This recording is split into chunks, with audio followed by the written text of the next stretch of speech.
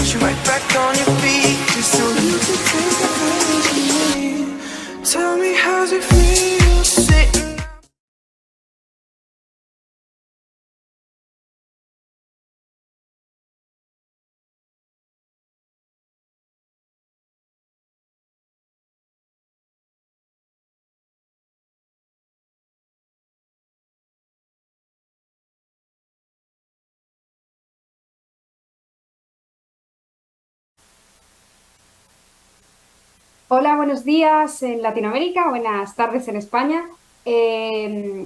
Muchas gracias por estar aquí una vez más en este curso de endoscopia digestiva organizado por la CIED y por AEG.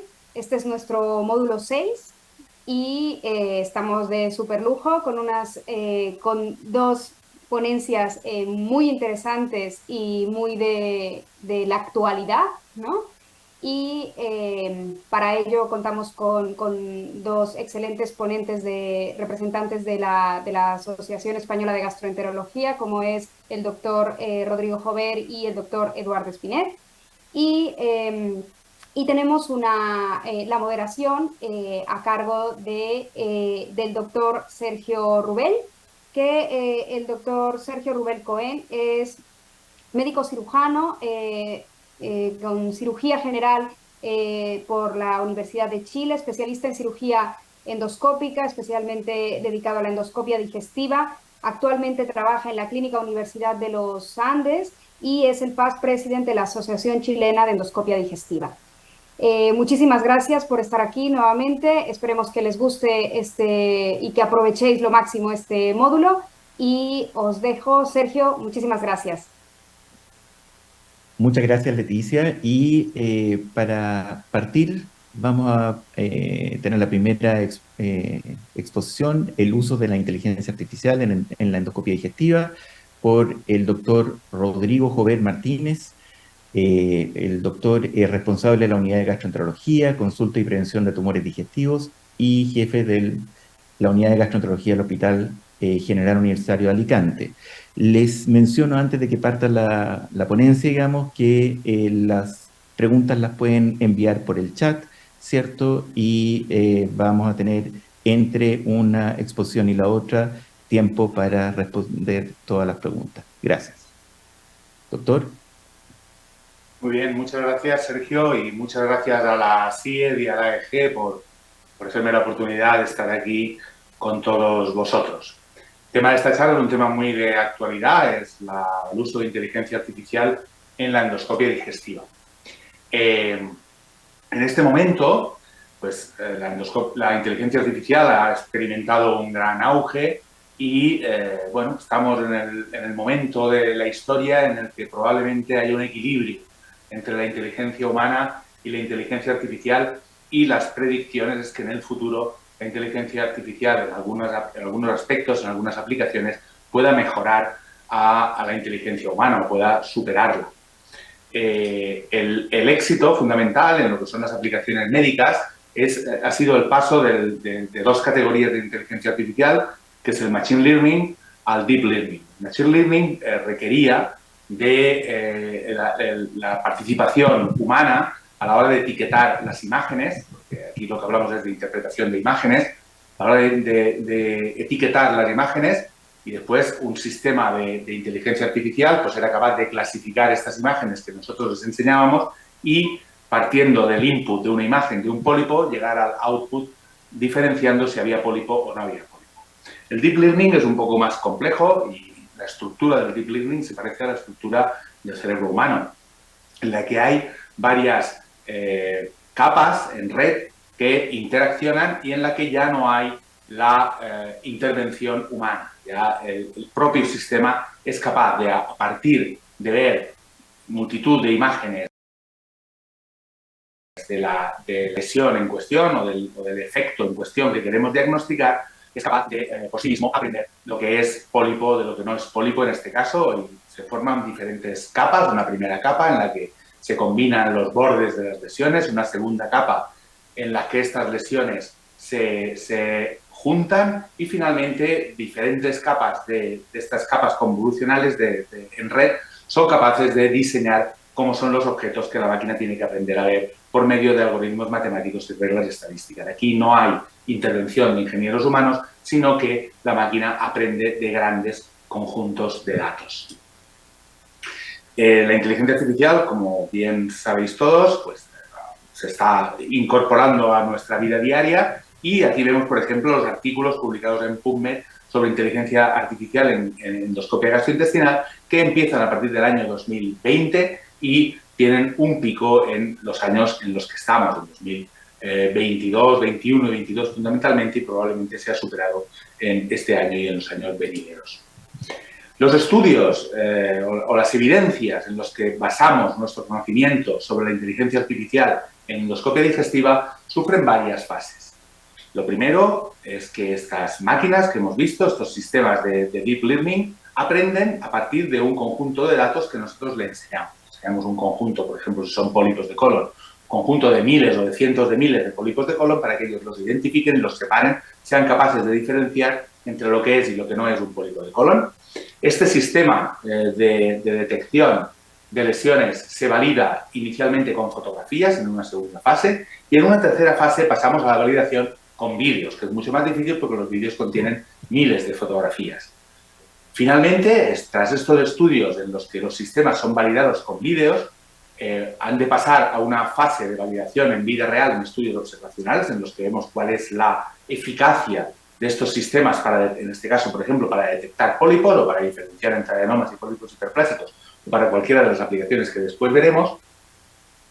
Una quinta fase, esta validación en vida real se ha de producir en ensayos clínicos, que son ensayos clínicos en tiempo real, ya no con vídeos, sino con exploraciones endoscópicas en las que se compara el uso del dispositivo con el uso del humano, con el diagnóstico realizado por humanos, y finalmente una última fase también muy importante de validación en práctica clínica, para ver si esto que los ensayos clínicos nos han mostrado realmente muestra utilidad en la práctica del día a día. Es importante tener en cuenta estas fases porque diferentes sistemas de inteligencia artificial en endoscopia digestiva se encuentran en este momento en diferentes en caminos o en pasos diferentes de este proceso. Vamos a hablar de diferentes usos de la inteligencia artificial en las diferentes ramas de la endoscopia digestiva, donde mayor desarrollo hay es en la colonoscopia, inicialmente en la detección de lesiones, también en el diagnóstico óptico y finalmente en la calidad de la colonoscopia. También tenemos aplicaciones en gastroscopia, fundamentalmente en estos aspectos, en Barrett, en cáncer gástrico precoz, de lo que vamos a hablar, también de calidad, pero también hay aplicaciones para el cáncer esofágico, carcinoma escamoso, adenocarcinoma, diagnóstico de Helicobacter pylori, etc. Y después hablaremos más brevemente de las aplicaciones en cápsula endoscópica, en colangioscopia y RCP y en ecoendoscopia. Vamos a empezar con la colonoscopia y vamos a empezar con la detección de pólipos, que ha sido la primera fase, los sistemas que ya están disponibles en muchas de nuestras unidades.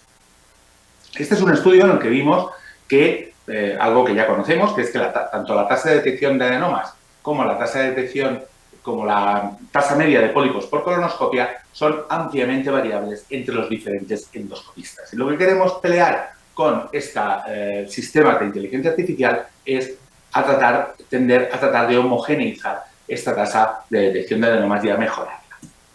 Esto es lo que vemos en uno de estos dispositivos de inteligencia artificial. Hay un cuadrado que nos señala lo que es la pequeña lesión que eventualmente podía haber pasado por alto. Los primeros estudios, publicados en 2018, los primeros estudios, como he dicho, se realizaban con imágenes, con fotografías, o se realizaban con vídeos, y, por ejemplo, en este estudio publicado en Gastroenterology, veíamos que en este sistema de inteligencia artificial era capaz de mejorar la detección de lesiones, sobre todo a expensas de lesiones de pequeño tamaño. En los cuadros barras azul más oscuro vemos la tasa de detección del endoscopista, vemos la tasa de detección en el azul celeste del experto y vemos la tasa de detección del dispositivo de inteligencia artificial y vemos cómo estas tasas de detección aquí en la derecha de la figura mejoran, pero fundamentalmente a expensas de pequeñas lesiones. Este fue el primer ensayo clínico que se publicó en el año 2019.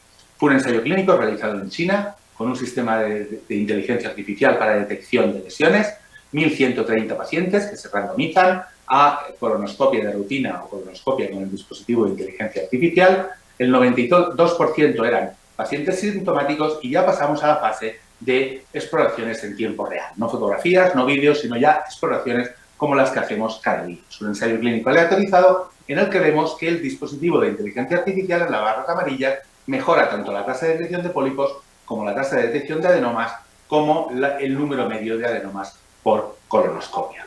Pero esta mejora también la hace a expensas sobre todo de lesiones hiperplásicas, de lesiones no avanzadas, de lesiones menores de 5 milímetros y algo de lesiones entre 6 y 9 milímetros, pero no tanto para adenomas avanzados. Por tanto, la siguiente pregunta que nos planteamos es, pues bueno, la inteligencia artificial parece que mejora la detección de lesiones, pero mejora también la detección de lesiones avanzadas, que son las realmente importantes en la práctica clínica. Pues para contestar esta pregunta diseñamos este estudio. Este es el estudio Cadillac, que se va a publicar esta próxima semana en la revista Annals of Internal Medicine, en la que seleccionamos a individuos que tienen más adenomas avanzados. Son los individuos del programa de cribado poblacional con test de sangre ocultarenses positivo. Es el estudio más grande que se ha realizado nunca en inteligencia artificial, 3.400 individuos que fueron aleatorizados a tener endoscopia asistida por un sistema de detección, por el GA Genius de Medtronic, frente a un grupo control. Y en este estudio vemos que fue un estudio cuyo tamaño muestral se calculó para intentar detectar diferencias en la detección de lesiones avanzadas.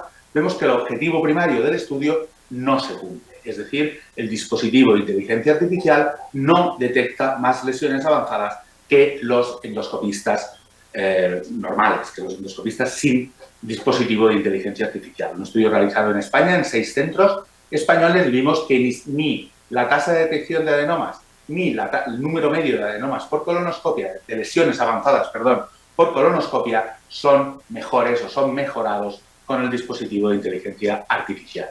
Ni adenomas avanzados, ni pólipos cerrados avanzados, ni por supuesto tampoco cáncer de colon. Por tanto, el objetivo primario de este estudio, la respuesta es que no, que los dispositivos de inteligencia artificial en el momento actual no son capaces de mejorar la detección de lesiones avanzadas.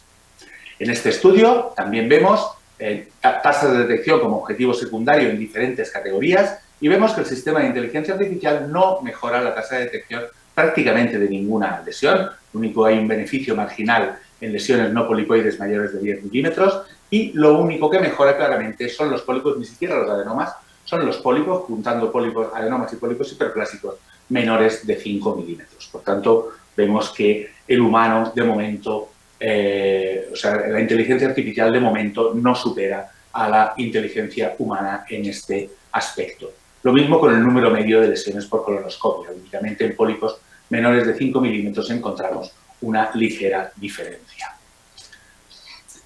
Junto a este estudio se va a publicar también un metaanálisis, es el próximo número de la revista, el próximo número que saldrá el próximo martes, creo, de la revista Annals of Internal Medicine, en el que un metaanálisis de todos los estudios publicados hasta la fecha en detección de adenomas, en el que vemos que hay un aumento en la tasa de detección de adenomas del 24% en el metaanálisis, que incluye 7.000 individuos, incluye más de 7.000 individuos. Hay también un aumento en el número medio de adenomas por colonoscopia, pero el metaanálisis concluye o confirma que no hay una mejora en la detección de adenomas avanzados con estos dispositivos de inteligencia artificial. Por tanto, cuando hablamos de detección, pues nos surgen una serie de dudas. Porque los sistemas de inteligencia artificial encuentran más lesiones, pero estas lesiones tienen un significado clínico escaso. Por tanto, no sabemos muy bien si salimos ganando o salimos perdiendo, porque realmente lo que encontramos son las lesiones que consideramos menos importantes. No obstante, hay que tener en cuenta que los sistemas de detección con el uso de inteligencia artificial no nos liberan de hacer una buena colonoscopia. Seguimos necesitando un tiempo de retirada adecuado y una colonoscopia de alta calidad porque el sistema de inteligencia artificial solo puede detectar lo que el endoscopista le muestra. Este aumento del número de lesiones de pequeño tamaño pues nos lleva a un riesgo de sobrediagnóstico y hay que decir que como estos sistemas aprenden de las lesiones que nosotros les vamos enseñando, pues nosotros podemos enseñar al sistema a detectar lesiones cuya detección por parte de los endoscopistas es más difícil. Lesiones planas, lesiones probablemente pólipos cerrados, lesiones cerradas sesiles, lesiones no granulares. Si nosotros entrenamos al sistema a detectar este tipo de lesiones, el sistema tiene un importante margen de mejora. Siempre la inteligencia artificial puede mejorar. El siguiente paso, el siguiente capítulo en el que se ha desarrollado la inteligencia artificial es para el diagnóstico óptico.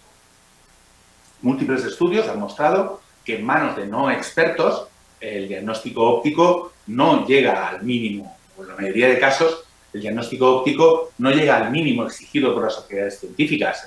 La ASGE, por ejemplo, recomienda que el valor predictivo negativo para descartar o para no extirpar una lesión, porque sean lesiones hiperplásicas, o para utilizar la estrategia Resect and Discard, tiene que ser por lo menos del 90%, el valor predictivo negativo.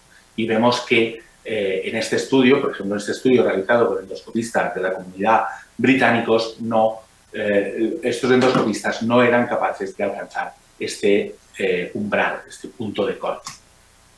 Además, en práctica clínica, el diagnóstico óptico tiene múltiples problemas. Necesitamos entrenarnos para aprender diagnóstico óptico, lleva tiempo, prolonga las exploraciones. Probablemente la mayoría de endoscopistas no estén especialmente motivados para hacer diagnóstico óptico sobre las lesiones que encuentran y para emplear estas estrategias por ejemplo, de Resect and Discard. Hay problemas legales, potenciales problemas legales, si nosotros decidimos no resecar una lesión o no enviar a anatomía patológica determinadas lesiones. Hay problemas de falta de confianza y además realmente los endoscopistas no ganamos nada haciendo esto. Por eso, en este caso, lo que la mayoría de endoscopistas piensan es que lo mejor sea llamar al patólogo, enviarle la muestra y ya veremos. Entonces, estos problemas que el diagnóstico óptico se enfrenta pueden ser solucionados con la inteligencia artificial. Los primeros estudios eran muy prometedores, pasaba un poco como pasaba con la detección de lesiones. Los primeros estudios, por ejemplo, este estudio realizado en Japón con el uso de un sistema de endocitoscopia para detectar lesiones, pues veía que efectivamente cumplía o cubría los postulados de la Asociación Americana de Endoscopia en cuanto a valor predictivo negativo para utilizar una estrategia de no resecar lesiones hiperplásicas en el recto sigma, sin necesidad de entrenamiento, sin necesidad de confianza y altamente reproducible, es decir, vale para todos los endoscopistas, para los expertos y para los no expertos. Este, por ejemplo, es el sistema de GI Genius, el módulo de diagnóstico, y es muy sencillo. El sistema nos predice si la lesión es un adenoma, si no es un adenoma o si simplemente no lo sabe, no es capaz de establecer una predicción. Pues bueno, con este sistema, también el primer estudio que se publicó, uno de los primeros estudios que se publicó, confirmaba que utilizando este sistema se podía hacer la estrategia de leave in situ, es decir, la estrategia de no extirpar lesiones que se predecían como lesiones hiperplásicas en el recto sigma, con un valor predictivo negativo del 97%. Incluso la Resect and Discard no variaba utilizando el sistema de diagnóstico óptico, obtenía unas buenas tasas de recomendación de intervalos post-polipectomía. Y aquí vemos cómo esto supera ampliamente los umbrales recomendados por la Asociación Americana de Endoscopia. Por tanto, también estos resultados son prometedores, pero cuando los resultados se han ido aproximando más, o se han variado más, se han ido aproximando más a la práctica clínica, los resultados ya han dejado de ser tan buenos. Este es un estudio publicado por el mismo grupo, el grupo de Cesare Hassan, en Endoscopy este año, con el sistema CADAI de Fuji, en el que vemos que en el estudio anterior, primero el sistema de inteligencia artificial daba un diagnóstico, después el endoscopista confirmaba o descartaba ese diagnóstico y después se llegaba a un acuerdo. En este lo hacen al revés. Primero el endoscopista da un diagnóstico y estos endoscopistas expertos tienen un valor predictivo negativo del 90%, que supera el punto de corte establecido por la Asociación Americana de Endoscopia. El sistema de inteligencia artificial es un poquito inferior al endoscopista, 86,7% de valor predictivo negativo. Y si el endoscopista tiene en cuenta la opinión de la inteligencia artificial, mejora ligeramente el valor predictivo negativo. Lo mismo ocurre con las recomendaciones de vigilancia post-polipectomía cuando se utiliza la estrategia de Resect and Discard, lesiones que están fuera del recto sigma y que tiene que predecir si son adenomas o lesiones hiperplásicas. También estas recomendaciones mejoran tanto para el endoscopista solo como para el sistema de inteligencia artificial, mejoran las recomendaciones de la Asociación Americana de Endoscopia.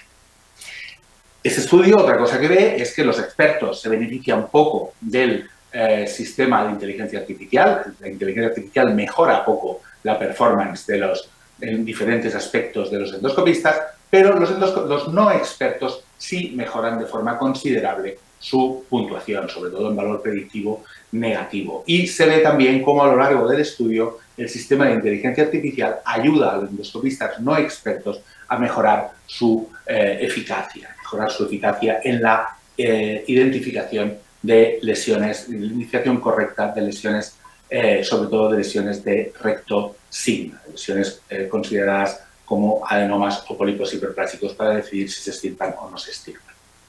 Este es otro estudio, es un estudio realizado por 21 endoscopistas en Singapur, en el que vemos también cómo los endoscopistas superan la barra gris, superan al sistema de inteligencia artificial en la barra azul, y que el consenso entre endoscopistas de inteligencia artificial obtiene los mejores resultados. Pero vemos cómo el nivel que obtienen, tanto a nivel de pólipo como a nivel de paciente, no supera el punto de corte recomendado por las sociedades científicas como para considerar fiable el uso de estos sistemas. Este es otro estudio, este es un estudio holandés, en un sistema que desarrollan ellos, que desarrollan en este centro, en el que también vemos cómo los valores predictivos negativos son bastante malos, son muy cortitos, tanto para el sistema en las barras azules como para los endoscopistas en las barras verdes. El valor predictivo negativo no supera los puntos de corte recomendados por las sociedades científicas. Por tanto, esto tanto para lesiones menores de 5 milímetros en cualquier localización, como para lesiones de recto sigma. Y, bueno, vemos en este momento que los sistemas de inteligencia artificial para el diagnóstico óptico todavía no se hallan, digamos, a punto. Probablemente necesitamos más evidencias para poder utilizar de forma fiable estos sistemas de diagnóstico óptico. En la mayoría de estudios, los endoscopistas, sobre todo los expertos, superan al sistema de inteligencia artificial. Por lo tanto, también hay margen de mejora en esta situación. Otro aspecto en los que la inteligencia artificial puede ser útil en la colonoscopia es para la evaluación de la calidad de la colonoscopia. Este estudio desarrolla un sistema llamado EndoAngel, en el que es un sistema que evalúa la calidad de la colonoscopia. Hay diferentes sets de datos. En unos de estos conjuntos de datos, los endoscopistas lo que miden, o el sistema lo que mide es el tiempo de inserción y de retirada. Hay otro conjunto de datos que entrenan al sistema para evitar puntos ciegos en la colonoscopia causados por el deslizamiento del endoscopio. Y hay otro set de datos que lo que hace es entrenar al sistema para monitorizar el tiempo de retirada en tiempo real y la velocidad de retirada durante la colonoscopia. Pues bien, utilizando estas tres medidas, el tiempo de retirada, la velocidad de retirada y la existencia de puntos ciegos debido al deslizamiento del endoscopio, los investigadores encuentran que el sistema mejora la tasa de detección de adenomas. Realmente partimos de puntos de partida muy bajos. La tasa de detección de adenomas sin el sistema era únicamente del 8%. La tasa de detección de adenomas realmente baja y no homologable, pero bueno, el sistema en cualquier caso mejora la tasa de detección de adenomas, sobre todo a expensas de lesiones pequeñas. Mejora también la tasa de adenomas detectados por colonoscopia, la tasa de pólipos por colonoscopia, y también mejora el tiempo de retirada porque advierte a los endoscopistas cuando su tiempo de retirada está siendo demasiado rápido o cuando están dejando zonas sin ver. Es un sistema muy prometedor, también se ha utilizado en gastroscopia y que, bueno, está, digamos, desarrollándose para ser mejorado. También la inteligencia artificial es útil para algo en lo que hay mucha variabilidad interobservador, como es la valoración de la limpieza colónica. Si entrenamos a un sistema de inteligencia artificial para detectar o para clasificar adecuadamente a los pacientes en términos de limpieza colónica, pues conseguiremos evitar pérdidas de homogeneidad entre diferentes endoscopistas. Y otro aspecto en el que también se está utilizando o se está ensayando la inteligencia artificial es para detectar la actividad o la remisión en colitis ulcerosa y para predecir con estas imágenes la evolución clínica. Vemos en este estudio, es un estudio todavía en la fase de vídeos, de las fases que hemos comentado antes, en el que vemos cómo la sensibilidad y especificidad de este sistema para predecir, para clasificar a los pacientes según su grado de actividad de la colitis ulcerosa es muy buena y que además este dato, el dato que nos da la inteligencia artificial, es capaz de predecir la posibilidad de recaída también con bastante fiabilidad. Pasamos al uso de la inteligencia artificial en gastroscopia, es otro capítulo. En gastroscopia el uso de inteligencia artificial no está tan desarrollado como en colonoscopia, pero bueno, tenemos prácticamente o principalmente dos indicaciones. Una es la detección de neoplasia en el esófago de Barrett, un aspecto muy importante en el que muchas veces nuestro diagnóstico óptico pues, se puede quedar corto y puede ser de ayuda el uso de la inteligencia artificial. Aquí vemos cómo se entrena el sistema, tanto en neoplasia claramente visible como en neoplasias no visibles después confirmadas por anatomía patológica, por biopsias, y vemos cómo el sistema tiene unos niveles de eficacia o de adecuación, sensibilidad, especificidad y valor predictivo negativo que mejoran claramente a los obtenidos con los endoscopistas. Por tanto, también todavía estamos en la fase de vídeo, todavía necesita la validación clínica, la validación en ensayos clínicos, pero es un sistema también muy prometedor. Y lo mismo pasa con el cáncer gástrico, también se ha empleado en cáncer esofágico y en otras indicaciones, pero por ejemplo en este estudio recientemente publicado en el que muestra los resultados del sistema en cáncer gástrico y clasifica a los pacientes en gastroscopia normal, gastroscopia con displasia, cáncer gástrico precoz y cáncer gástrico avanzado, invasión mucosa y submucosa, pues vemos cómo, tanto para esta clasificación histológica en 4 clases que acabamos de comentar, la eficacia del sistema es muy buena y lo mismo para la invasión de la profundidad, la predicción de la profundidad de la invasión. Invasión limitada a la mucosa o a la submucosa también obtiene muy buenos resultados. Todavía necesita compararse con la performance de los endoscopistas, de hacer ensayos clínicos, pero bueno, son resultados también prometedores. Y ya más rápidamente, bueno, hay también estudios de calidad en gastroscopia. Esto es un estudio publicado hace ya algún tiempo en un sistema que se llama YSense, en el que lo que hace es identificar puntos ciegos en la exploración endoscópica. Y vemos cómo los puntos ciegos, cuando se utiliza el sistema, son mucho menores, significativamente se reducen y también mejora la fotodocumentación de las lesiones. Por tanto, son sistemas que también en la calidad de la gastroscopia pueden mostrar utilidad. El sistema ideal es aquel sistema que nos dirá qué porcentaje de mucosa hemos explorado, con qué velocidad lo hemos hecho, si lo hemos hecho de forma adecuada. Probablemente esto lo veremos en un futuro y será realmente muy útil. Y ya vamos a dar unas pinceladas de otras indicaciones, de otras exploraciones endoscópicas. La cápsula endoscópica también es un buen target para la inteligencia artificial, fundamentalmente porque, bueno, la cápsula endoscópica no necesita de intervención humana. Todas las cápsulas endoscópicas pueden ser interpretadas como un dispositivo de inteligencia artificial. En este estudio también publicado este año en Endoscopy, vemos la sensibilidad y la eficacia para diferentes tipos de lesiones en cápsula endoscópica. Aquí vemos cómo las detecta, y una ventaja importantísima de la cápsula endoscópica, sobre todo para de la inteligencia artificial en cápsula endoscópica, sobre todo para una primera lectura, es la rapidez. Permite acortar de forma muy significativa los tiempos de exploración en estos procedimientos que a veces tienen el problema de que son tediosos y largos de realizar de forma adecuada. También en colangioscopia hay estudios en los que hay sistemas que muestran amplia eficacia a la hora. También son sistemas que están en la fase de entrenamiento con vídeos y que no están todavía en la vida real, aunque este estudio es uno de los primeros publicados en vida real. Y también este estudio es un estudio con vídeos en el que compara la sensibilidad y especificidad de la colangioscopia por inteligencia artificial con las técnicas habitualmente usadas en práctica clínica, como son las biopsias o la citología con cepillado, siendo ampliamente superiores. Un punto muy prometedor de estos dispositivos de inteligencia artificial. También se ha hecho inteligencia artificial para la CPRE. En este estudio, por ejemplo, lo que hacen es evaluar un sistema que evalúa la dificultad para la extracción de cálculos en base a diferentes medidas de la colangiografía, en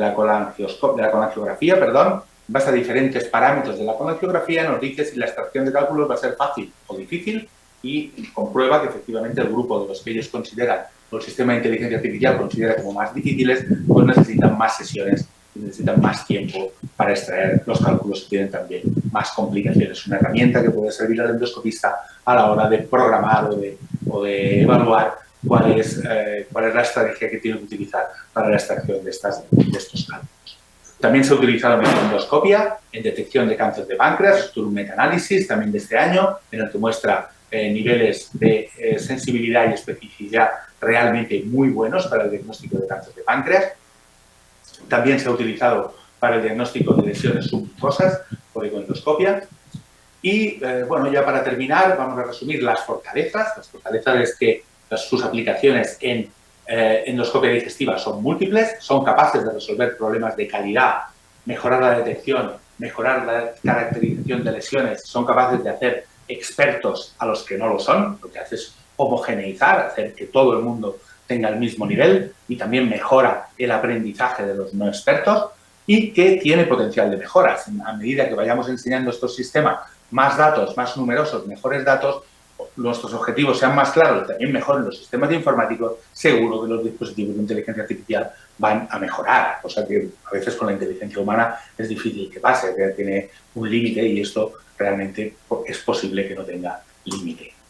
Sin embargo, también tienen limitaciones. Los estudios necesitan ser validados en vida real, ya hemos visto en lo que más avanzado está, como son la detección y el diagnóstico óptico, cómo a medida que los estudios pasan a la vida real, los estudios se obtienen datos de vida real, la eficacia de estos sistemas es menor. Por tanto, pues bueno, no hay que dejarse tampoco deslumbrar.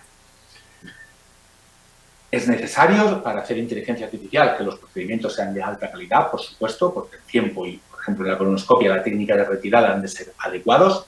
Es posible que la inteligencia artificial tenga un efecto sobre la conducta del endoscopista, que confiemos en la inteligencia artificial y dejemos de entrenarnos nosotros mismos para detectar mejor las lesiones o para caracterizar mejor las lesiones, y esto no sería bueno. La eficacia de la inteligencia artificial puede variar con la indicación y también con la calidad del endoscopista, y es necesaria la validación también del coste-efectividad, en un punto al que todavía no ha llegado ningún estudio. Las colonoscopias puede que duren más, puede que abaratemos o no los procedimientos, por ejemplo, eliminando el análisis histológico de lesiones. Seguro que vamos a tener más hallazgos irrelevantes, seguro que hay falsos positivos, es un tema al que no hemos entrado, pero también es un peligro, uno de los peligros ocultos de la inteligencia artificial. Hay también dudas legales y regulatorias, como si nos podemos fiar de estos dispositivos o, al final, seguro que va a ser el médico el que tenga que decidir, que tenga que tomar las decisiones apoyado por estos sistemas. Y hay un importante riesgo, como hemos visto, de sobrediagnóstico y también de sobretratamiento. Y ya para terminar, pues bueno, una reflexión con este estudio. Este es un estudio publicado este año en Gastrointestinal Endoscopy, en el que estos investigadores lo que hacían era ver cómo utilizaban la inteligencia artificial, cuánto se utilizaba.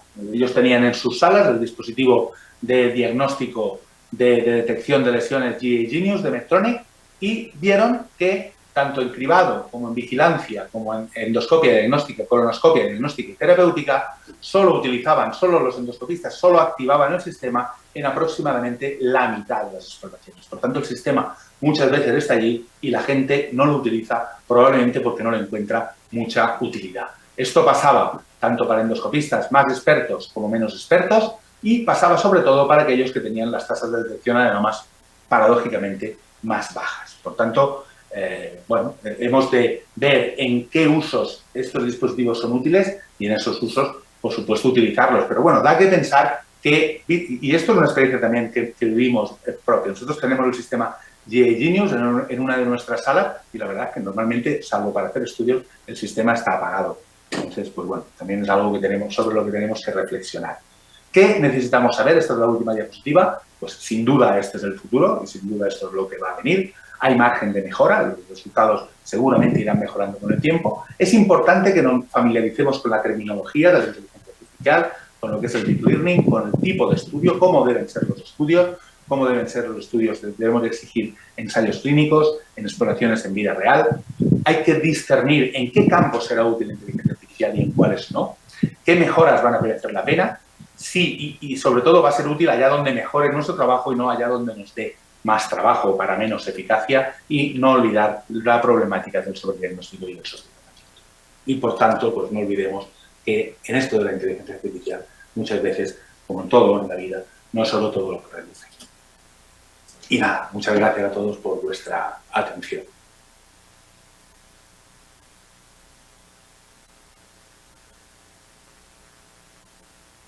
Muy bien, muchas gracias. Excelente presentación. Me gustaría hacerle algunas consultas. Ya que los resultados son tan controversiales y que del dicho al hecho, es decir, de los estudios preclínicos a los estudios clínicos hubo disminución de la eficacia y efectividad, ¿cuándo concretamente o a quién concretamente le aconsejaría usted que use la inteligencia artificial? Y si usted, esa es la primera pregunta. Y la segunda pregunta es, ¿la utilizaría, lo obligaría a usar o le aconsejaría a él pensar cuándo utilizarla y cuándo no? Bueno, si hablamos de dispositivos de detección en colonoscopia, que es donde más avanzado está, pues bueno, no cabe duda que puede tener eficacia, sobre todo para el aprendizaje, para los no expertos, ¿eh? Para la gente que tenga tasas de detección de adenomas bajas, ¿vale? Por ejemplo, en el estudio nuestro, el dispositivo de inteligencia artificial no gana al humano porque el humano tiene tasas de detección de adenomas muy altas, que son como del 60% en colonoscopia de cribado. Y esto es difícil de superar, es difícil que la inteligencia artificial vea lo que no está. Entonces, yo creo que es útil y debería utilizarse para el endoscopista que está aprendiendo, para el endoscopista con baja tasa de detección de adenomas. Y bueno, realmente no estorba, ¿eh? Como en ese estudio ha mostrado y como he dicho yo que nos pasa a nosotros, pues no se utiliza a veces por pereza o por desidia, pero realmente no estorba tenerlo, no molesta. Da algún falso positivo, pero tampoco es algo que te hace fijarte más. ¿Eh? En general te hace fijarte más. Si hablamos del diagnóstico óptico, pues un poco lo mismo. Yo creo que yo estoy seguro, no hay estudios que lo hayan mostrado claramente, pero estoy seguro que puede ser de gran utilidad para que los endoscopistas en formación o los endoscopistas que quieren aprender diagnóstico óptico mejoren su capacidad de realizar diagnóstico óptico, que creo que es algo que se va asentando y va siendo cada vez más importante y más necesario en nuestra práctica clínica. Otra pregunta que me asiste, ustedes usaron principalmente el sistema Genius, ¿cierto? En la evaluación, digamos, de la inteligencia artificial. Hay distintos sistemas, algunos toman en cuenta la cromoscopía electrónica, otros no. La primera pregunta es, ¿ustedes utilizan de norma o de regla cromoscopía electrónica? ¿Cuándo, cómo y por qué? Y la segunda es, si hay diferencia entre los sistemas electrónicos o de inteligencia artificial que utilizan o discriminan en base a cromoscopía, a utilización de magnificación y cromoscopía electrónica versus los que utilizan solo luz blanca. Nosotros utilizamos cromoendoscopia electrónica para hacer diagnóstico óptico, sin el uso del dispositivo de inteligencia artificial, ¿vale? Fundamentalmente para hacer diagnóstico óptico, tanto en lesiones pequeñas como en lesiones grandes, para predecir la existencia de cáncer, de invasión submucosa, etc. Ese es el uso que nosotros le damos. Y respecto a la segunda pregunta, pues no lo sabemos. Para eso habría que hacer un ensayo clínico que comparase diferentes sistemas de diagnóstico óptico. Aparentemente, en los estudios, por ejemplo, los estudios italianos de diagnóstico óptico, los dos primeros estudios que he mostrado del grupo de Cesare Hassan, pues el primero está hecho con GA Genius, que no utiliza cromoendoscopia electrónica. El segundo está hecho con el KDI, que sí que lo utiliza, y los resultados son similares. Pero bueno, para saber cuál es mejor o si hay alguno mejor que el otro, pues tendría que compararse en un ensayo clínico. Uh-huh. Muy bien, pues no hay más preguntas por el momento, así que pasemos a la segunda exposición, endoscopia bariátrica, balones y cirugía endoscópica. La realizará el doctor Eduardo Espinet Coll, médico especialista en aparato digestivo en clínica de Exeus y jefe de servicio en endoscopia bariátrica de Sanitas en el Hospital CIMA de Barcelona. Adelante, doctor.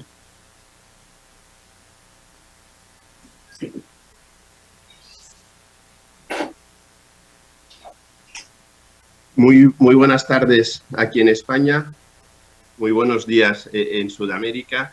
En primer lugar, me gustaría agradecer a la SIET y a la AEG su invitación, muy en particular pues, a Sergio, a Leticia, a Fernando, que se ha conectado, que por motivos laborales no puede estar, y felicitaros por el éxito de esta jornada.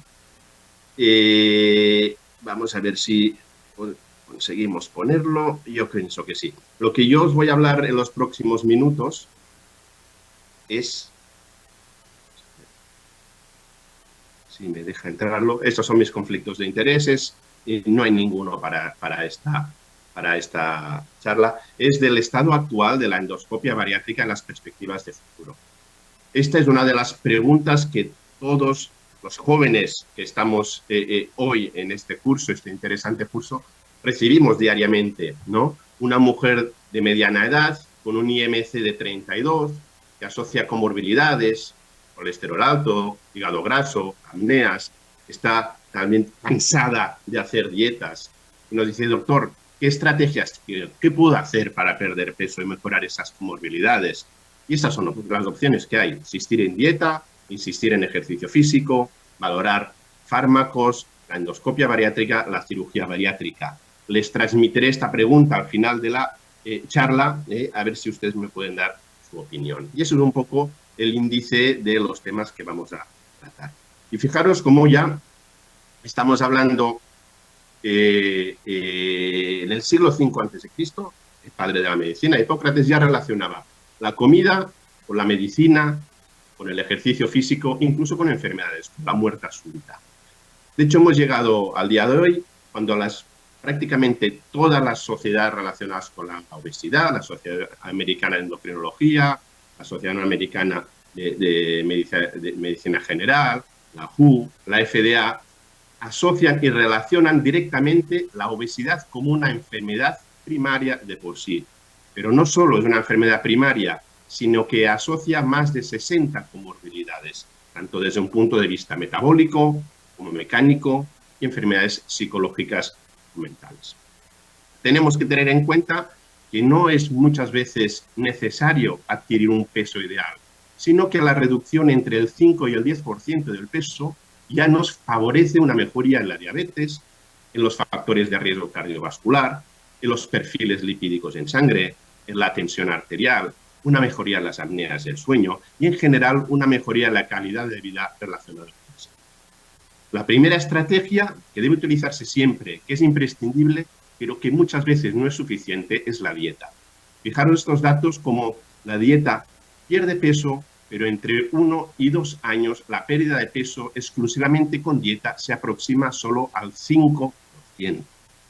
Segundo lugar, tenemos fármacos, los más utilizados, aprobación FDA en Europa, el Orlistat, la liraglutida, obtienen pérdidas de peso entre el 5 y en el mejor de los casos entre el 10%.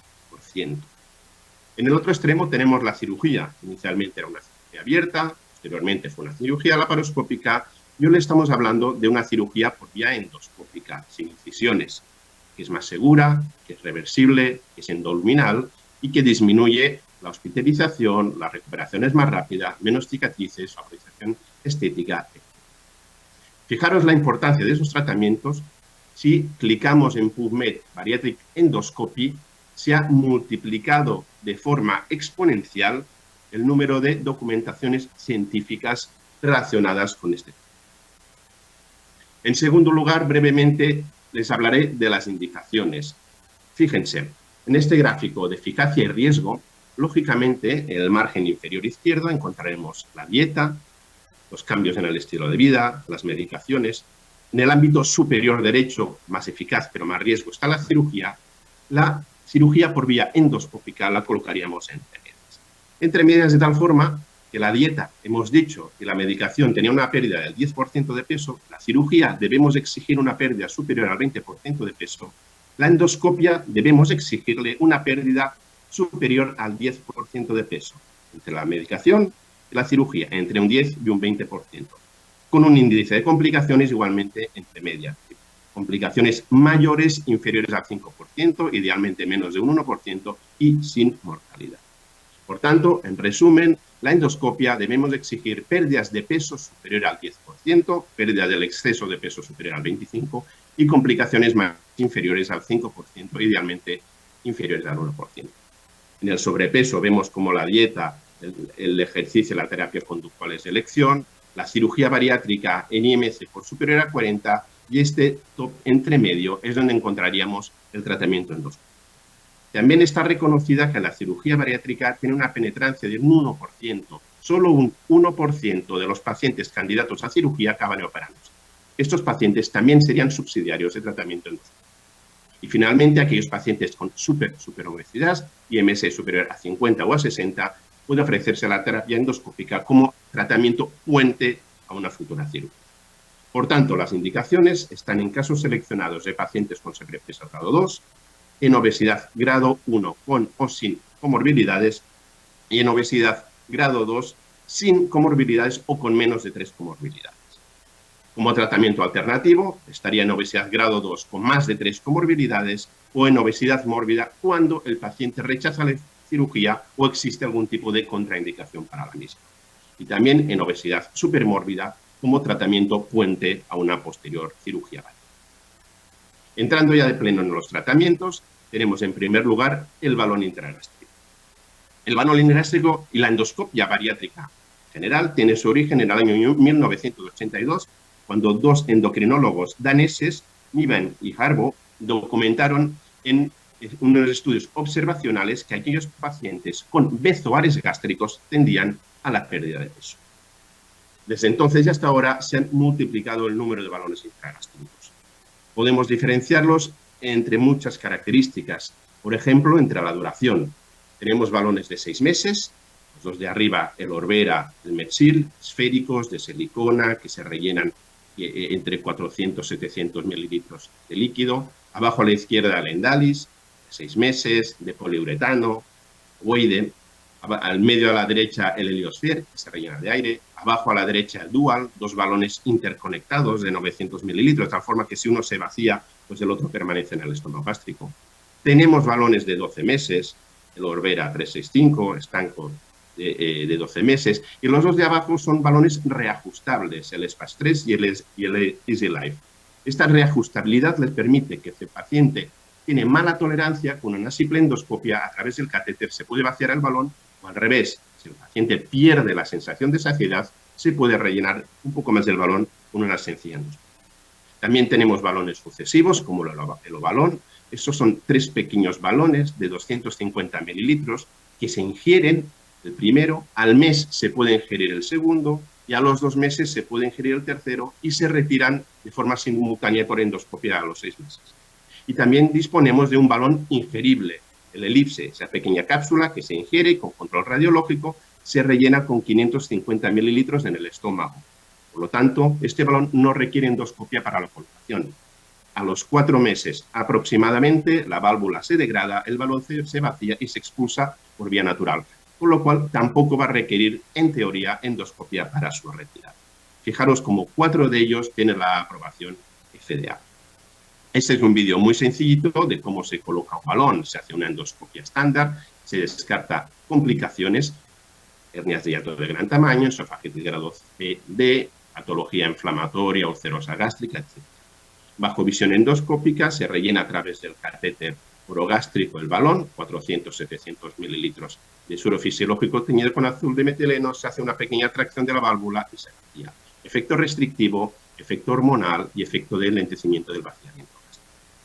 Para la retirada del balón es importantísimo que el paciente se encuentre en un mínimo de 24 horas con dieta líquida para evitar restos alimentarios gástricos. Con una pinza de Wollan o parecido se funciona el balón, se aspira la totalidad de su contenido y con una pinza de dientes de ratón o de doble gancho pues se tracciona el balón y se extrae esta. Hay múltiples metaanálisis con balones intragástricos y os presento aquí los 2 estudios más grandes, que es del año 2018, el consenso brasileño con 41.000 balones y en el centro el consenso español con más de 20.000 balones. Fijaros, pérdidas de peso 18-17%, muy por encima del 10% y parecidos y aproximándose al rango quirúrgico del 20%. Como efectos adversos mayores, menos de un 5%. Fijaros en el español, mayores 0,7%, menos de un 1%. Mortalidad próxima al 0%. Casos puntuales, a veces incluso con poca relación con el balón. Y algunos casos también hemos tenido, lógicamente, de demandas legales. Pero no solo mejoramos el tema del sobrepeso. Fijaros en este estudio clásico de más de 2.500 balones italianos, el 56% presentaban comorbilidades previo al estudio. Una vez retirado el balón, el 44% de pacientes se han resuelto, el 44% de pacientes han mejorado. Estamos hablando que el 90% de pacientes con un balón intragástrico se resuelve o mejora la comorbilidad metabólica asociada. Por ejemplo, en este estudio vemos que la incidencia del síndrome metabólico era del 34%, a la retirada del balón un tercio, que se mantiene a los 12 meses tras la retirada del balón.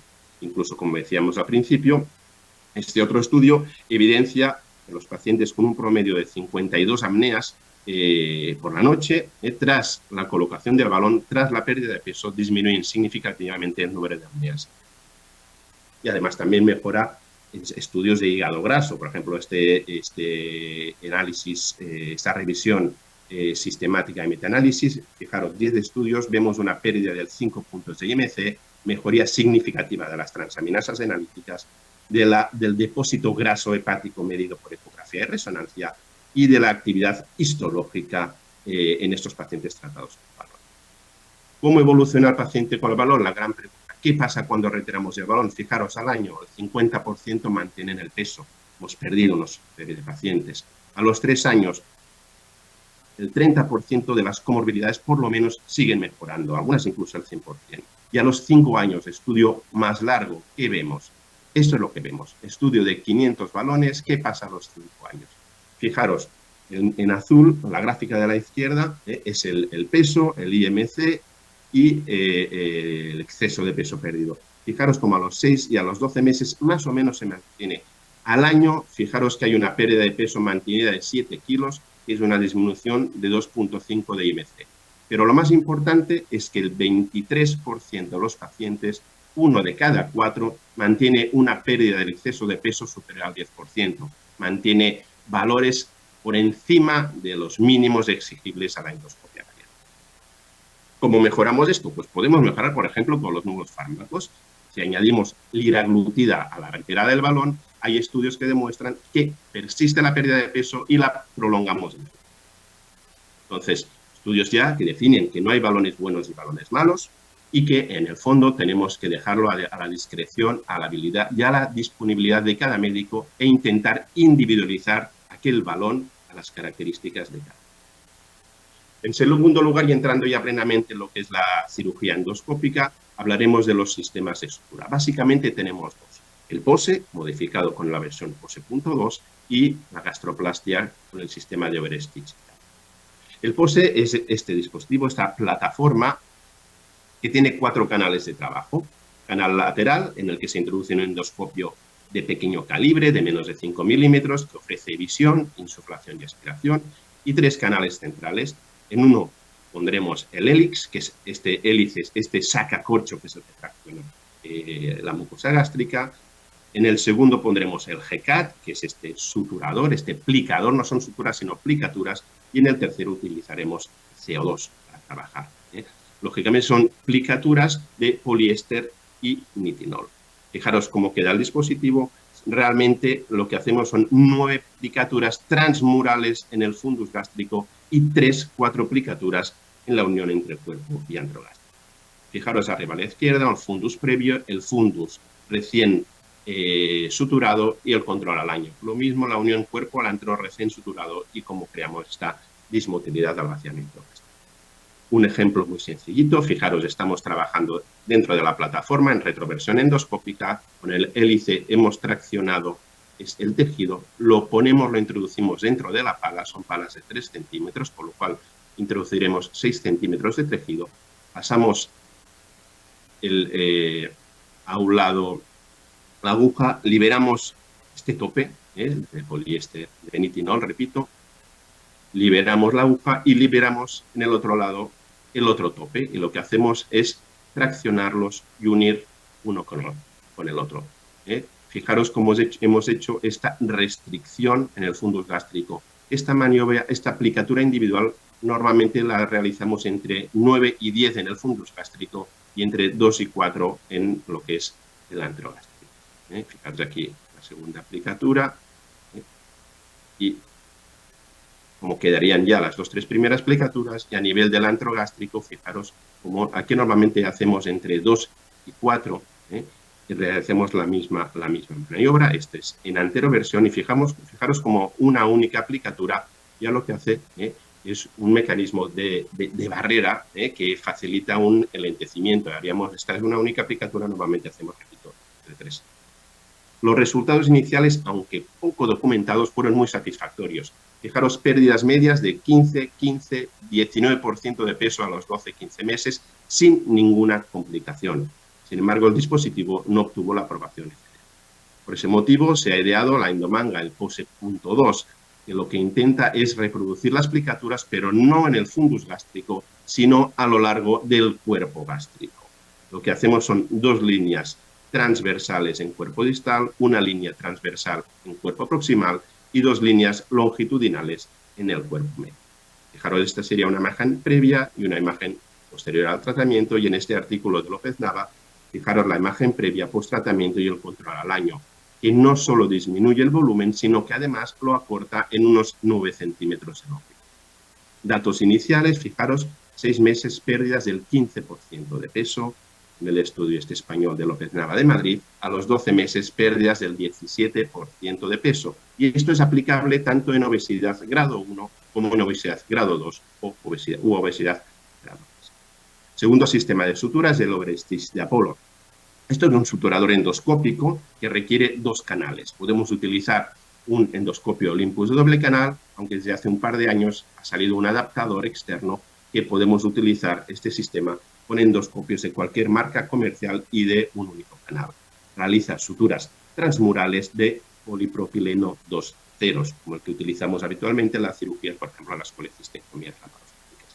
Y el objetivo es realizar una gastroplastia vertical por vía endoscópica, muy parecida a la quirúrgica. El procedimiento es un poco más complejo, vamos de cara anterior a cara posterior de cuerpo gástrico, y entre 3-6 suturas hacemos una tubulización gástrica.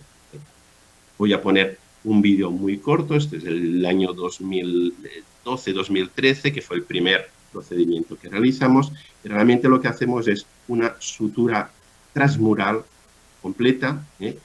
Hemos utilizado, veremos, varios patrones de cara anterior a cara posterior de cuerpo gástrico. Inicialmente se marcaba con argón para orientarnos, hoy en día la tendencia es a no marcar con argón, es decir, un endoscopista un poco entrenado en endoscopia, pensamos que aunque hay cierta desorientación inicialmente, pero estamos capacitados para estar siempre orientados, aunque cambiemos un poco la morfología gástrica. Entonces pasamos suturas de cara anterior a cara posterior y unimos el extremo proximal con el extremo distal con este pinch. 3-4 suturas de distal a proximal, fijaros aquí a la derecha, como hemos realizado la primera sutura, como hemos cerrado la cavidad gástrica a modo circunferencial, y esto es una única sutura, aplicaremos entre 3 y 6 en función del tamaño, la longitud y características de la sutura, dejando el estómago convertido en una manga o un. Fijaros, existen también más de 100 estudios con la gastroplastia con el sistema de Apolo, y os presento estos 2 estudios, el primero inicial de multicéntrico en Madrid, 248 pacientes, y otro monocéntrico de 1000 pacientes. Fijaros, a los 6, 12, 18, 24 meses, pérdidas de peso entre el 15 y el 18%, muy por encima del 10% exigido. Complicaciones, 2%, estamos por debajo del 5%, excepcional, repito, el requerimiento quirúrgico, y ningún caso de mortalidad. También ya existen distintos metaanálisis, y fijaros que lo que nos dicen, pérdidas de peso a los 6, 12 y 18 meses del 15, 16 y 17%. Y pérdidas del exceso de peso del 55, 60, 74%. La cirugía gástrica restrictiva exige pérdidas del exceso de peso del 50%. Estamos ya en rangos quirúrgicos. Pero es que además podemos mejorar esos resultados. ¿Cómo lo hacemos? como por los balones, añadiendo fármaco. En este estudio brasileño se le hizo la gastroplastia y a los 5 meses se les añadió liraglutide. Los pacientes que solo estaban con gastroplastia, fijaros que tenían una pérdida de peso del 20%. A los que los añadimos liraglutide, al año tuvieron una pérdida de peso del 24%. Repito, insisto, resultados quirúrgicos. Fijaros en este estudio que vemos como el plato más o menos está entre los 12 y 15 meses. Pero esto no es importante de este estudio, sino que lo más importante es que fijaros cómo mejora todo el síndrome metabólico, tanto el control glicémico como el de la circunferencia abdominal, tensión arterial, triglicéridos, transaminasas, etcétera, etcétera. No solo es un tratamiento bariátrico, sino también es un tratamiento metabólico. Y si me permitís, 2 pequeños estudios que hicimos nosotros, uno en el que valoramos distintos patrones de suturas y que vimos que lo importante no era el patrón de suturas, sino lo importante es cerrar adecuadamente el estómago y un buen seguimiento por el internista. Fijaros que no hubo relación con el patrón de sutura, ni con el número de suturas, ni con el número de puntos aplicados por caso. En este segundo estudio que publicamos también hicimos un control radiológico a los 6 meses y vimos que el 86% la reducción gástrica podría considerarse severa o moderada y solo un 13% leve. A los 12 meses hicimos una gastroscopia, eran 30 pacientes y fijaros cómo el 83% de suturas, si las realizamos de forma transmural, permanecen en el interior del estómago. Las fotos de arriba son suturas persistentes, pero sí que es verdad que si el procedimiento es rápido, con menos experiencia, o incluso con experiencia, pero de forma puntual, existe un porcentaje de suturas que pueden destensarse y permanecer en la luz. Y este es el estudio más importante, que es el que tuvo la aprobación de FDA.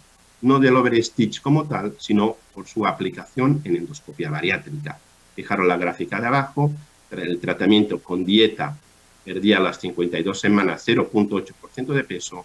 Los pacientes que se habían hecho la misma dieta con el overstitch perdían un 13% de peso.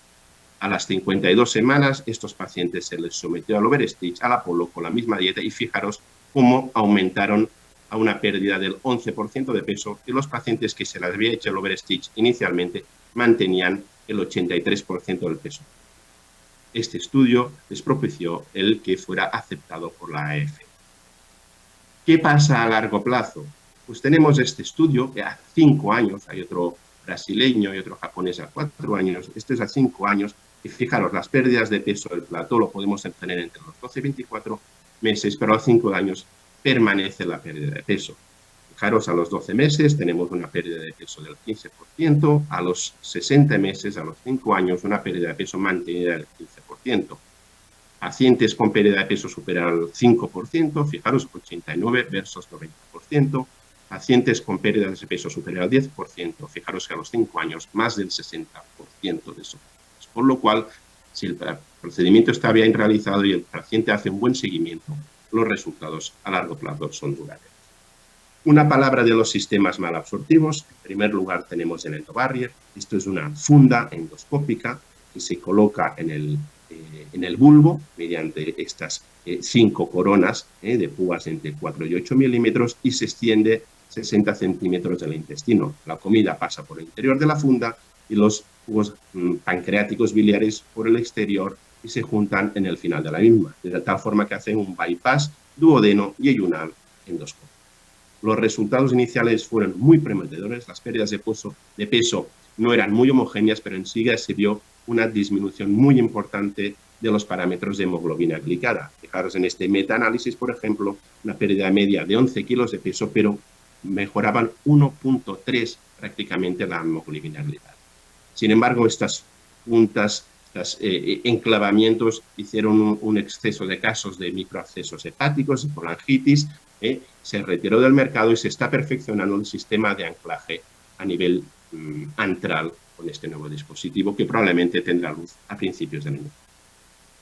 Segundo sistema es el sistema de aspiración, de Aspire. Esto es, mal dicho, es una gastroplastia, es una gastrostomía inversa. El paciente ingiere y a los 15-20 minutos después de ingirir ingerir, hace unas pequeñas irrigaciones que elimina prácticamente el 30% de las calorías consumidas. Los resultados iniciales fueron espectaculares. Se utilizaban pacientes con obesidad mórbida no candidatos a cirugía. Fijaros ya los primeros estudios, pérdidas de peso del 20% a las 5 semanas. Sin embargo, no ha tenido ni aceptación médica ni aceptación social y aunque tiene la aprobación de la FDA, prácticamente está en desuso. ¿Qué pasa con la cirugía bariátrica? Lo que sabemos es que prácticamente un 30%, que no es poco, de los pacientes sometidos a una cirugía bariátrica entre los 3 y 5 años tiene reganancia de peso.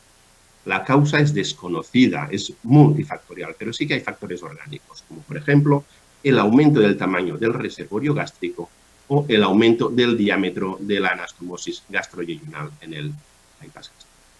Ya se demostró en su día que el aumento del estómago, del diámetro de la anastomosis, era proporcional al aumento de la reganancia ponderal en esos pacientes. De tal misma que este estudio, una regresión logística, se vio que diámetros del estoma superiores a 15 milímetros podíamos considerar como un estoma dilatado y, por lo tanto, favorecedor de la pérdida de peso. Esto rápidamente a los endoscopistas se ocurrió la posibilidad de cerrar por vía endoscópica este estoma. Inicialmente, prácticamente no se usa fue con escleroterapia, se ha utilizado el argón, se ha utilizado los sistemas de plicatura como el POSE, el sistema ROSE, los sistemas de Apolo y está en investigación radiofrecuencia, tratamientos con clips o sistemas de imanes. Fijaros, el tratamiento, entre 1 y 2 sesiones con argón, somos capaces de disminuir aproximadamente 15 milímetros de diámetro. Es un tratamiento sencillo, barato y disponible en la práctica totalidad de los hospitales. Mediante la aplicación de puntos individuales, aplicaturas individuales con el sistema ROSE, parecido al POSE, pues también conseguimos disminuir el tamaño de la anastomosis y con el sistema más utilizado, que es el Overstitch de Apolo, lo que hacemos esencialmente es tratamiento con argón de la circunferencia y ponemos entre 2-3 suturas de tal forma que reducimos entre 9 y 12 hasta 9 y 12 milímetros el tamaño del estómago. Las ventajas de la sutura con respecto al argón es que también podemos tratar el reservorio gástrico cuando éste se encuentra dilatado. De hecho, en general, entre 2 y 3 suturas reducimos también un 30-35% el tamaño del reservorio. Estudios, por ejemplo, muy amplio, con 342 procedimientos. Fijaros que tenemos una pérdida de peso no al año ni a los 3, sino a 5 años de un 8.8% de peso. Existen también distintos metaanálisis que dicen que no solo el paciente que estaba ganando peso después del bypass gástrico, no solo frenamos la ganada de peso, sino que además disminuimos entre 8 y un 10% el peso de estos pacientes. ¿Y qué nuevas posibilidades tenemos? Y acabo con esto. Nuevos balones intragástricos, el shuttle transpilórico, este dispositivo que hace un vaciado discontinuo, una oclusión discontinua al vaciamiento gástrico. El ingerible activa, esta pequeña cápsula que se ingiere y en contacto con líquido, con el ácido gástrico, se expande, dura solo unas horas, pero es repetible. Balón con guía Estela, que estamos en ensayo clínico en Barcelona, lo introducimos de forma rápida y segura. Podemos evitar cualquier tipo de trastorno motor, alteración anatómica a nivel de esófago, porque se introduce a través de una guía. El sleeve balón, que aparte del procedimiento restrictivo, ofrece una manga intestinal que ofrece una variabilidad malabsortiva, y el SPAS 3, que quitamos que se reajusta a través de la propia válvula. Sistemas de sutura como el Endocip o el Endomina, que veremos en un futuro muy próximo. Prótesis esófago-enterales, como el Valente X, componente restrictivo y malabsortivo, esto es mixto, endoscópico laparoscópico.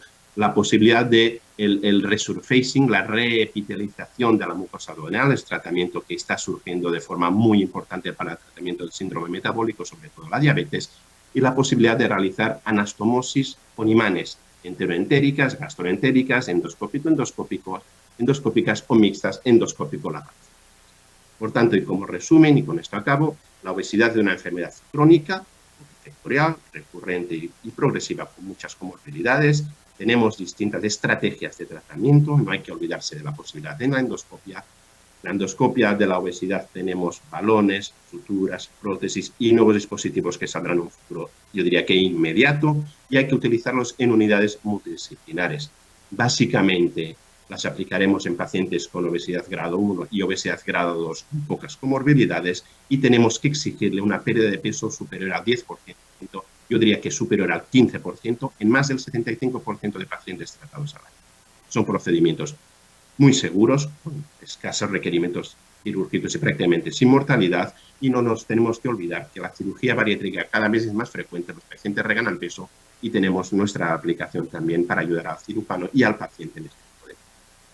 Por último, la pregunta inicial, ¿qué hacemos con este paciente, mujer de 45 años, que le sobran 16, 17 kilos, por debajo de 70 kilos estaría bien, y necesita perder un 6, 7, 10% de peso para mejorar el colesterol, el hígado graso, las apneas del sueño, está cansada de hacer dieta, de ejercicio físico, insistiríamos en la dieta, insistiríamos en ejercicio, valoraríamos fármacos, nos iríamos al extremo de la cirugía o quizá le podemos ofrecer la alternativa de la endoscopia. Y sin más, este es el curso nacional de formación en endoscopia bariátrica que realizamos anualmente. Ustedes están, lógicamente, todos invitados, en el que ponemos en conocimiento parte teórica y parte práctica, lógicamente, en hands-on, en modelo animal, en live de los quirófanos de los hospitales y, como repito, que ustedes están invitados al curso que realizamos anualmente. Esto es todo. Muchas gracias. Quedo abierto a cualquier tipo de pregunta.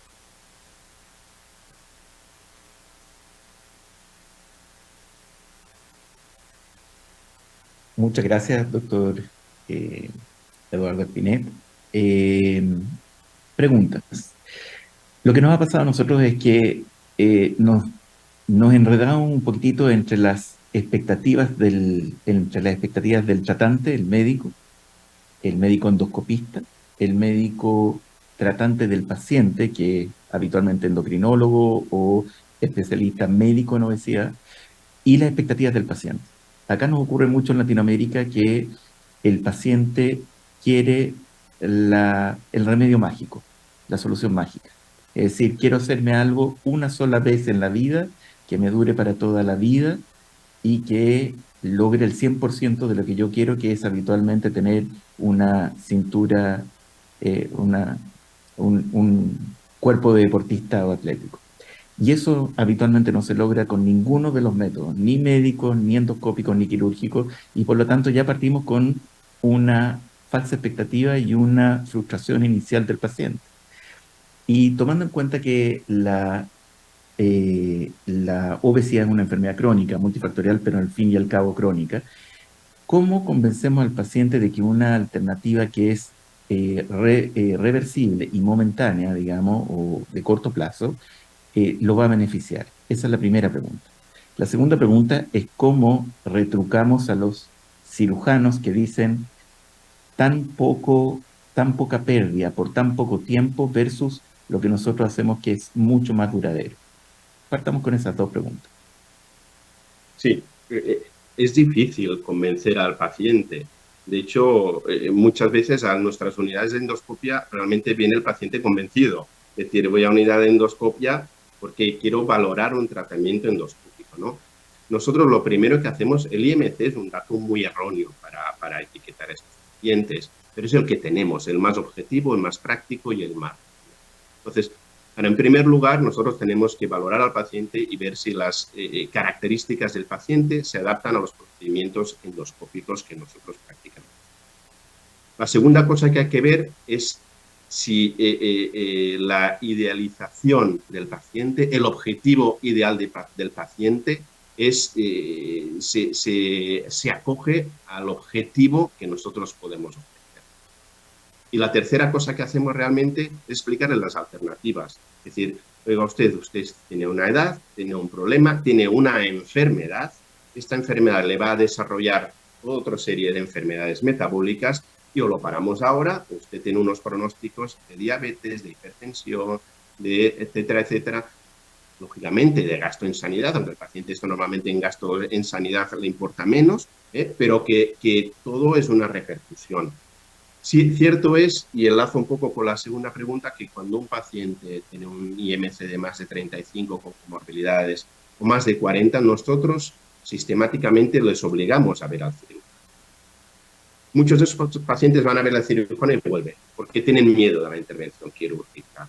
La intervención quirúrgica, la cirugía, se está intentando igualar a la colecistectomía, que no es así, pero el cirujano está expuesto a hacer una gastrectomía vertical con bastante tranquilidad y bastante seguridad. Yo les digo a estos pacientes, usted con una gastrectomía va a perder un 25% de peso. Si lo hace por vía endoscópica, esto es transoral, con una noche de ingreso hospitalario, un procedimiento reversible, sin complicaciones ni al principio ni a medio o largo plazo, como pueden ser hernias internas, con un beneficio estético en pared abdominal.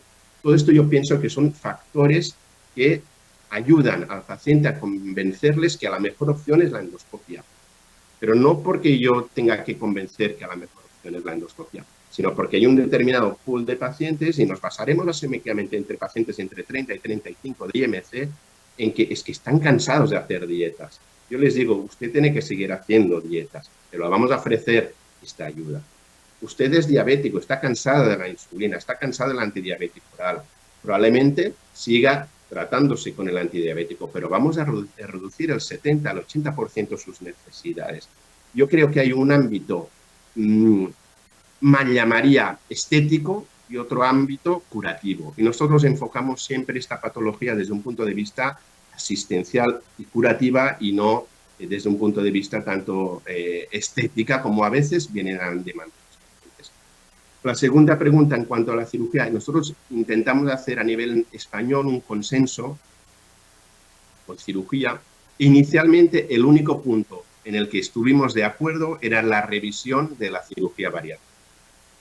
Al cirujano le cuesta mucho reintervenir estos pacientes. Una reintervención de una cirugía bariátrica o metabólica tiene muchos costes, tiene una mortalidad del doble de la cirugía inicial, tiene una serie de complicaciones mayores prácticamente de un 30%, fístulas, etc. Entonces, el único punto que el cirujano inicialmente estaba de acuerdo era con esto. Sí que es verdad que cada vez la tendencia es a colaborar más y tenemos cirujanos que nos piden procedimientos endoscópicos y se lo devolvemos con buenos resultados. Entonces, el cirujano cada vez intenta buscar más esta alianza, esta colaboración con la endoscopia bariátrica, que yo siempre les digo que seguimos siendo su hermana menor. Es decir, cirujanos seguimos haciendo la gran cirugía, probablemente a los 3 meses el cirujano pierde de vista al paciente y el paciente regresa. Y muchas veces cuesta regresar al mismo cirujano porque el paciente asume que no ha ido bien y porque al cirujano tampoco le gusta ver que sus resultados no han sido tan satisfactorios. Entonces, al cirujano, al final, nosotros tenemos que entrar ofreciéndole los resultados, ofreciéndole buenas técnicas, ofreciendo los resultados y ofreciéndole la mejor opción y alternativa terapéutica para el paciente, que es en el fondo lo que debería de interesarnos. Muy bien, y una pregunta más, que es, ustedes me imagino yo se apoyan con un equipo multidisciplinario. ¿Qué rol juega, o qué parte juega la parte psicológica? Nosotros tenemos mucho resquemor con operar, ya sea quirúrgicamente o endoscópicamente, pacientes que no han sido evaluados adecuadamente psicológicamente y más aún no tienen un seguimiento psicológico posterior. Esa es una. Y la otra es, ¿qué pasa con los adolescentes? Y la cirugía endoscópica versus la cirugía tradicional. Sí, mira, en cuanto a la valoración psicológica, nosotros consideramos que es imprescindible la valoración previa psicológica del paciente. Otra cosa es el seguimiento. Nosotros hemos hecho la revisión 19 hospitales españoles y todos coinciden, la revisión de balón intragástrico, el 100%, 20.000 balones, 100% de endoscopistas consideran la valoración previa por psicología imprescindible. Nosotros personalmente también lo consideramos el seguimiento, pero por lo menos la valoración previa, que el psicólogo nos diga si el paciente es apto, no es apto y las medidas que tiene que seguir para que el tratamiento funcione, eso es fundamental. El balón intragástrico es un arsenal espectacular, es buenísimo. Cada año intentan matar el balón y cada año se ponen más balones. El problema del balón no es el balón, es la reeducación del paciente. El balón va a ser eficaz en el 90% de los casos. Me puse un balón y perdí tanto peso. El balón ha sido eficaz. Lo que nos ha fallado es la reeducación del paciente. Y en esta reeducación tiene que ir por lo menos el dietista. Nosotros no hablamos de endocrino, salvo que haya enfermedades metabólicas asociadas. Hablamos de dietista y hablamos de psicólogo. El paciente que no está dispuesto a cambiar esos hábitos va a ser un fracaso a medio y a largo plazo. Y esto el paciente tiene que ser conocedor de ello. Estoy hablando de balón, estoy hablando de Apolo, estoy hablando de pose, estoy hablando de sleeve quirúrgico, estoy hablando de bypass quirúrgico, estoy hablando de SADIS, estoy hablando de cruce duodenal, de todos los tipos de intervenciones. Es importantísimo que el paciente se comprometa a hacer un cambio en el estilo de vida y en los criterios alimentarios. En cuanto a adolescentes, nosotros, la guía brasileña habla de 12 años. Nosotros, en la guía española, los procedimientos endoscópicos bariátricos los empezamos a aplicar a partir de los 16 años, en caso del sexo femenino, con el beneplácito del endocrino o el ginecólogo. Es decir, tenemos que esperar que el paciente esté desarrollado y demás. Tenemos la ventaja con respecto a la cirugía, que pueden ser, sobre todo los balones, procedimientos reversibles, por lo cual podemos, no estamos ya haciendo un tratamiento definitivo a este paciente, que tiene temas de crecimiento, hormonales, tiene temas de osteopenias, etcétera, que le pueden alterar a medio y largo plazo la calidad de vida. Pero sí que es verdad que a partir, salvo ensayos clínicos, protocolos, etcétera, nosotros con aceptación de endocrino y en caso de sexo femenino del ginecólogo, empezamos la aplicación de estos pacientes a partir de los 16 años. Muy bien. Bueno, no sé si hay alguien quiera hacer algún comentario de los demás participantes. ¿No? ¿Doctora? Estaríamos listos entonces porque no hay más preguntas.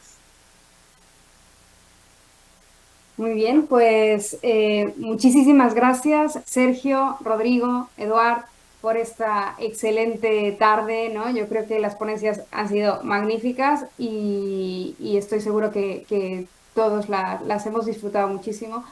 Muchas gracias por vuestro tiempo y solo me resta recordar a todo el mundo que nos toca nuestro próximo módulo dentro de 2 semanas, como siempre. Esto es el 9 de septiembre, que es el último módulo teórico, que es de hemorragia digestiva, y os esperamos. Muchísimas gracias. Gracias. Un placer. Hasta luego. Gracias, adiós, buenas tardes.